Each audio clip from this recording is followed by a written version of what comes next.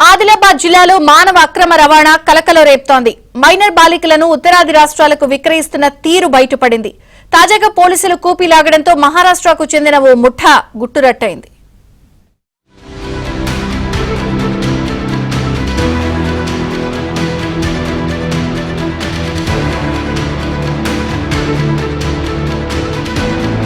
ఉమ్మడి ఆదిలాబాద్ జిల్లాలో మానవ అక్రమ రవాణా నివ్వెరపరుస్తోంది. కొమరం భీం జిల్లాలో యువతి అక్రమ రవాణా విషయం మరొక ముందే తాజాగా ఆదిలాబాద్ జిల్లా భీంపూర్ మండలానికి చెందిన మరో ఘటన బయటపడింది.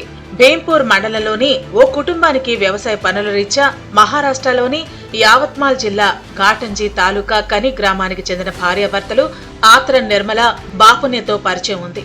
దీన్ని ఆసరా చేసుకుని ఆత్రం నిర్మల బాపుణ్య మాయమాటలు చెప్పి గ్రామానికి చెందిన ఓ మైనర్ బాలికను తమ ఇంటికి తీసుకెళ్లారు.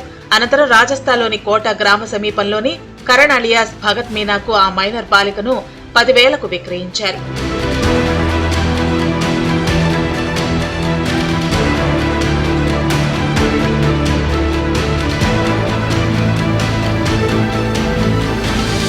సదరు మైనర్ బాలిక పెద్దమ్మ కుమారుడు తన ఇన్స్టాగ్రామ్ లో తమ పండుగకు సంబంధించిన ఓ వీడియోను పోస్ట్ చేశాడు. దాన్ని కరణ్ ఫోన్ ద్వారా రాజస్థాన్ లో ఉన్న మైనర్ బాలిక లైక్ చేసింది. లైక్ చేసిన గుర్తు తెలియని వ్యక్తి ఎవరని సోదరుడు ఆరా తీశాడు. అందులో ఆమెకు పెళ్లైనట్లు దండలు మార్చి ఉండటం, పైగా తన పేరు రాసి ఉంచడంతో అప్రమత్తమై పోలీసులకు సమాచారం అందించాడు. రంగంలోకి దిగిన భీంపూర్ పోలీసులు మహారాష్ట్రలోని ఆత్రం నిర్మల బాపుణ్యను అరెస్టు చేశారు. బాలికను పెళ్లి చేసుకున్న రాజస్థాన్ కు చెందిన కరణ్ అలియాస్ భగత్ మీనా కోసం వెతుకుతున్నారు. కరణ్ పై అత్యాచారం, పోక్సో కింద కేసు నమోదు చేసి గాలిస్తున్నారు.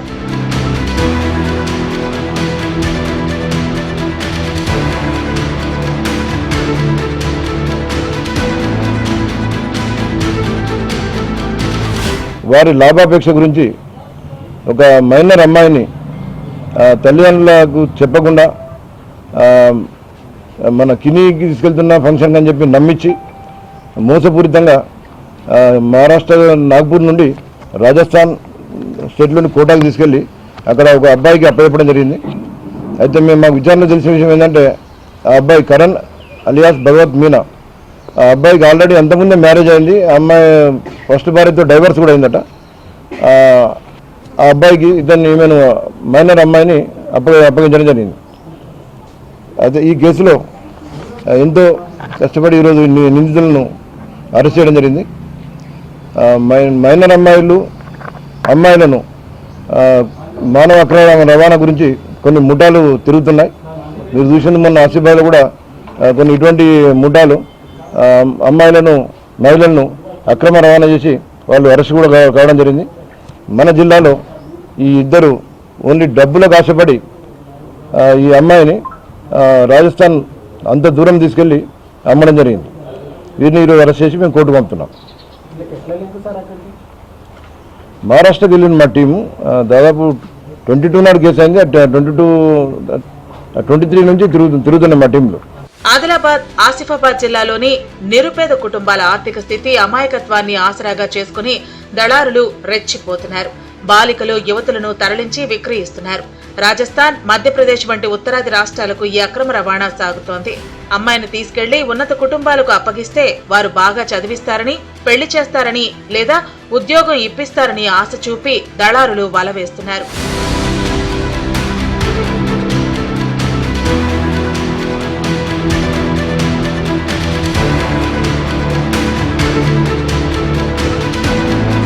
ఆసిఫాబాద్ జిల్లాలోని వాడిగొండి నుంచి ఓ ఆదివాసీ యువతిని ఇలాగే తీసుకెళ్లి మధ్యప్రదేశ్ లో 1,30,000కు అమ్మేశారు.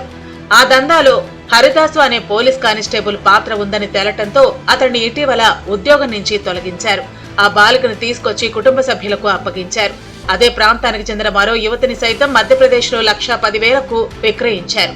తాజాగా భీంపూర్ ఘటన బయటపడగా ఆదిలాబాద్ గ్రామీణ మండలంలోని మరో బాలికను సైతం విక్రయించినట్లుగా ప్రచారం జరుగుతోంది.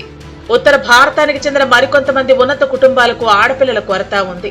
ఆ నెపంతో ఉమ్మడి ఆదిలాబాద్ జిల్లాలోని కొందరు అమ్మాయిలను కొనుగోలు చేయడం ఆశ్చర్యాన్ని కలిగిస్తోంది. మానవ అక్రమ రవాణాను ఎట్టి పరిస్థితుల్లో ఉపేక్షించేది లేదని జిల్లా పోలీసులు హెచ్చరిస్తున్నారు.